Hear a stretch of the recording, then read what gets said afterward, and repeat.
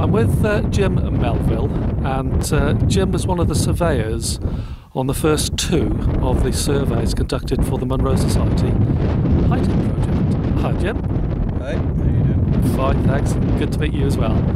I thought it'd be quite nice, Jim, just to sort of take you back. I believe the first two surveys that you conducted, was that in 2007? 2007, that's correct.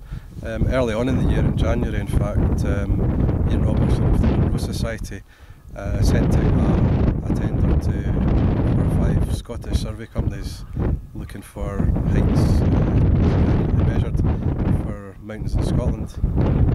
At that time I worked for a company called CMCR, and one of the things we prided ourselves on was quick response, and we instantly saw the opportunity being a new company for the publicity side, and responded the same day saying we'll do it, and we'll do it for free.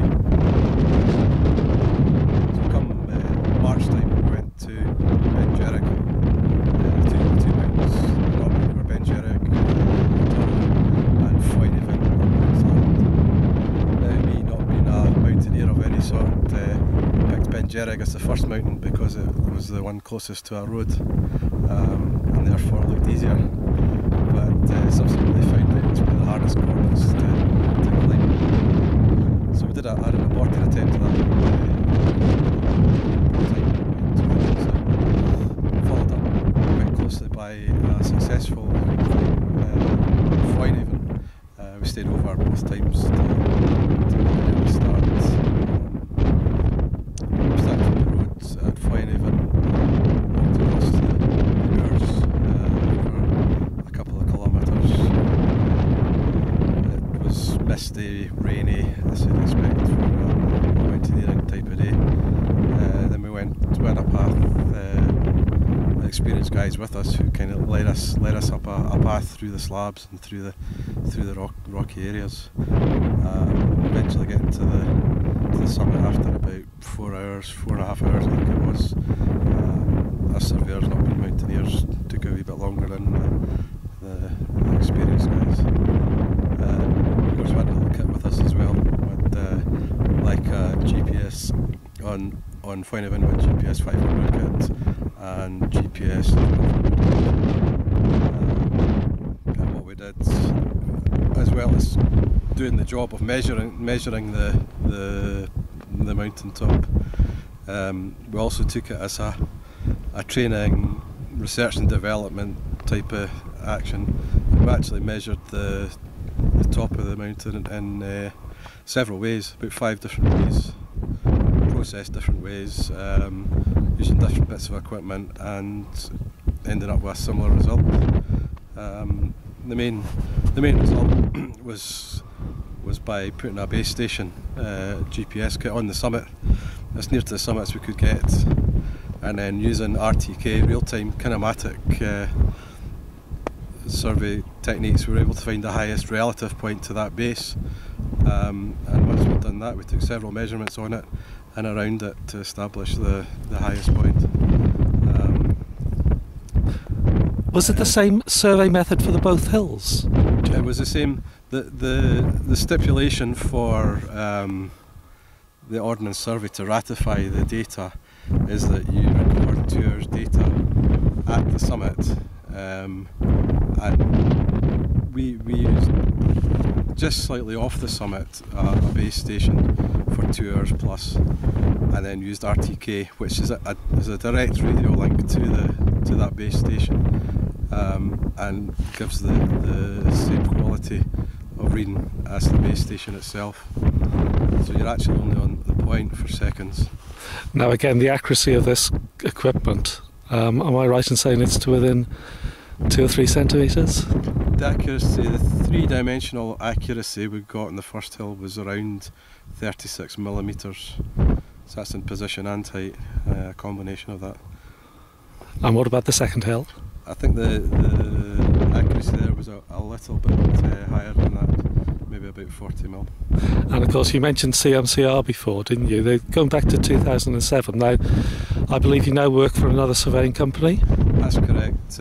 Unfortunately, CMCR couldn't continue in the economic climate, and I now work for a company called Survey First. it's basically the same guys, the same equipment and the same work ethic. Our key driving force is good work, value for money and quick response, and we're surviving the credit crunch at the moment. There's a good plug for your company there, Jim. So again, CMCR, I believe we're based in Lanark, and Survey First based in, is it Perth? Well, Survey First, as part of the modern times, more ecological, we're all home working now, so you can say we're anywhere. Our head office is in Perth. We have a supplementary office in London, but we have guys all over the UK, a couple in Germany, a couple in Portugal, Poland, that all work for us. Yeah. Now again, if we go back to the Munro Society Heighting project, I consider it one of the most progressive things that's happening around the British Hills at the moment, and partly because it is historical. There was a Munro that was reclassified as a Corbett last year through the continuing surveying that John Bernard and Graham Jackson are now doing, which is the continuation of what you did, Jim, isn't it, with CMCR? But any other memories, Jim, of those two trips that you went on? Well, the first day I turned up and I got my jacket on, and obviously in my time away from the hills, my cat had taken a fancy to the jacket and had chewed the zip off it.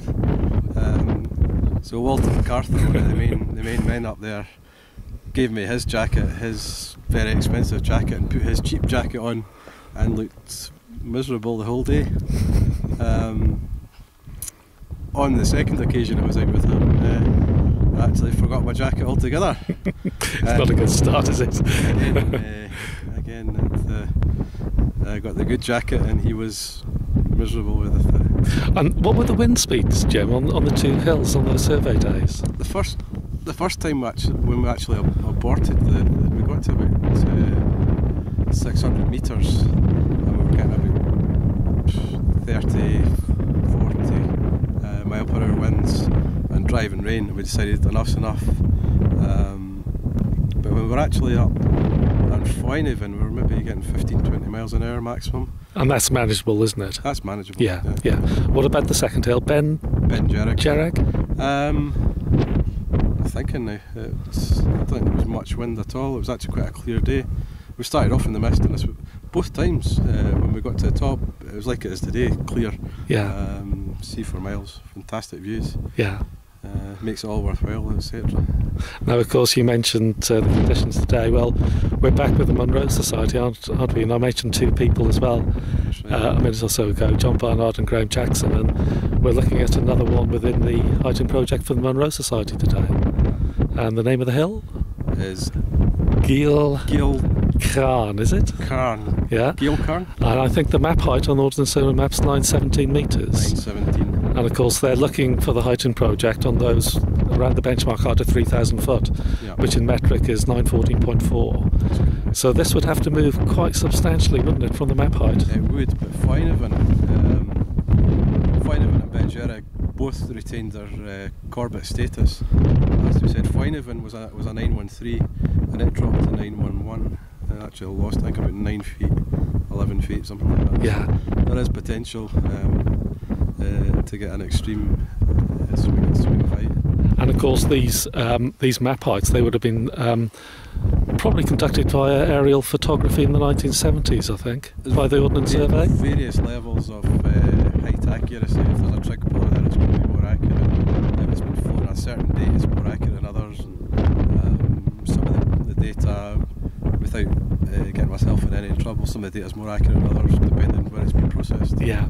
Well, Jim, it's been a great pleasure to meet you, and also to go back over the surveys that you were involved with on behalf of CMCR on Beinn Dearg and Foinaven. And Jim Melville, many, many thanks. Thanks a lot.